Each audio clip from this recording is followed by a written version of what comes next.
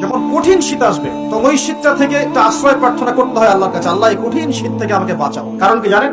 কারণ হচ্ছে জাহান্নাম বছরে 2টা নিঃশ্বাস ছাড়ে। কয়টা নিঃশ্বাস? একটা নিঃশ্বাস গ্রীষ্মকালে যখন প্রচন্ড দাবদাহ চলে, ওইটা হচ্ছে জাহান্নামের নিঃশ্বাসের ফসল। আর একটা হচ্ছে শীতকালে যখন প্রচন্ড ঠান্ডা, তখন শীতকালে জাহান্নামের এমন একটা জায়গা আছে যেটা কিন্তু শীতল জায়গা। জাহান্নামের পুরো জায়গাটাই কিন্তু আগুন নয়, এমনও জায়গা আছে যেটা কি খুব শীতল। ওই শীতল অংশ শ্বাস ছাড়লে এই যে পৃথিবীতে সেই শীতের একটা প্রভাব চলে আসে, প্রচন্ড ঠান্ডা শৈত্য প্রভাব চলে আসে। এই সায়েন্স বিশ্বাস করবে? করবে না। ওর বিশ্বাসের আমার যায় আসে না। আল্লাহ পাক বলেছেন সত্য, রাসূল বলেছেন সত্য। যখনই আপনার সামনে মুহাম্মদ নামটা উচ্চারিত হবে, কমপক্ষে সাল্লাল্লাহু আলাইহি ওয়াসাল্লাম অবশ্যই পড়বেন। একবার দরুদ শরীফ পড়লে 10টা নেকি হয়, 10টা গুনাহ মাফ হয়ে যায়। আল্লাহ পাক 10 বার আপনার প্রতি রহম করবেন, আপনার মর্যাদা আল্লাহ পাক 10 গুণ বাড়িয়ে দিবেন। বলেন সুবহানাল্লাহ।